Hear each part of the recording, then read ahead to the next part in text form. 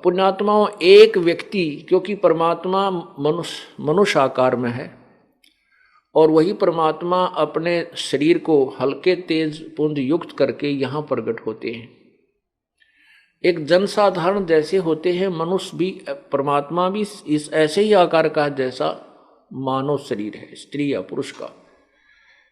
जिन्होंने परमात्मा को देखा है, जैसे आदरणीय गरीबदास साहिब जी ने कहा है कि हमरे ही हुनियार है, हमारा सृजनहार, हमारा भगवान हमारे ही हुनियार माने हमारे ही हम रूप है, हमारे हम शकल है, हम आकार है, हमारे ही जैसा आकार का हमारा रचने वाला हमारा भगवान है। तो वो परमात्मा एक सिंपल मैन की, साधारण मनुष्य की वेशभूषा में और ऐसी भूमिका करते हैं और वो आकर के बताते हैं। और वो एक व्यक्ति अर्थात एक गुरु जिसको अक्षर ज्ञान भी नहीं, और वो कह रहा है कि किसी भी ऋषि संत के पास कोई मोक्ष मार्ग नहीं है, वो सब भ्रमित कर रहे हैं, समाज को गुमराह कर रहे हैं, तो उस व्यक्ति की बात पर कौन विश्वास करेगा?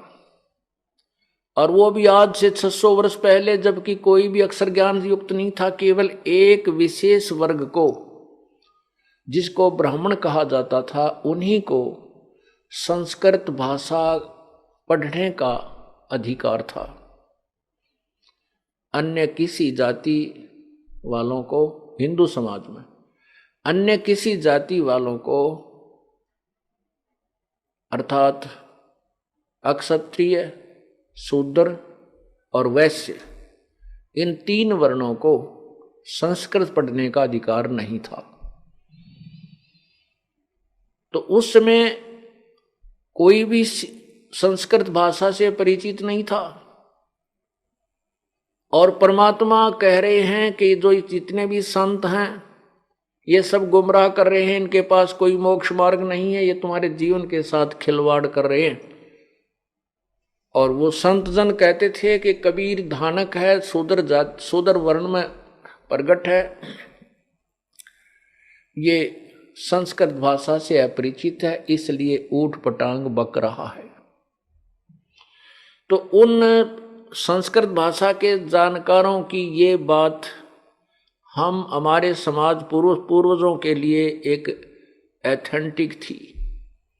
अक्षत कह रहे हैं ये ऋषिजन के कबीर जी संस्कृत भाषा से अपरिचित है, इसलिए वेदों और गीता जी को और पुराणों को ये नहीं जान सकते, उनके विषय में झूठ बोल रहे हैं।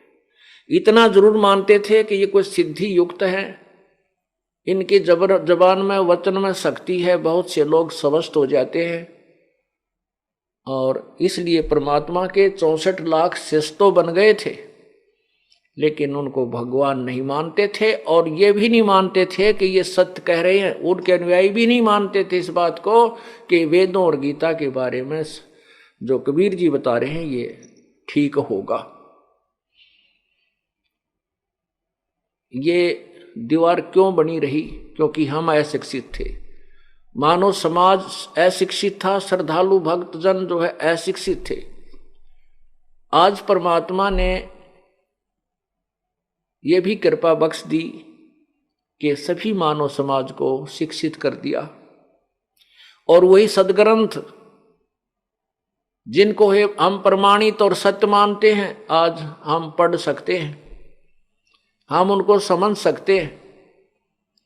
और उनको समझ कर दास ने ये तुलना की है कि कबीर जी ने जो कहा है वह सदग्रंथों में प्रमाणित है। उसके विपरीत जितने भी संत पंथ अब तक चल चुके हैं उनकी पुस्तक दास के पास विद्यमान है, सुरक्षित है, कंप्यूटराइज कर दी है, उनकी सीडी बना बना करके हमने जनसाधारण में पेश कर दी है कि ये ऐसा, ये पंथ वाले ये क्रिया बताते हैं, इस पंथ वाले ये क्रिया बताते हैं, ये ऋषि ये महर्षि ये बोल रहा है और अपने सदग्रंथ ये बोल रहे हैं, और कबीर जी जो बोल रहे हैं वही सदग्रंथ बोल रहे हैं। परमात्मा ने 600 वर्ष पूर्व कहा था, वेद हमारा वेद है, मैं मिलो वेदन से नाही, जौन वेद से मैं मिलो वो वेद जानते नहीं। ये वेद जो हैं अर्थात चारों वेद, ये मेरे ही विषय में जानकारी दे रहे हैं, लेकिन इन वेदों में वर्णित विधि से मुझे मेरी प्राप्ति नहीं हो सकती। और जिस वेद से अर्थात जिस तत्व ज्ञान से मैं मिलूं वो वेद जानते नहीं, अर्थात इन वेदों में वर्णित नहीं है वो विधि, वो ज्ञान इन वेदों में कंप्लीट नहीं है।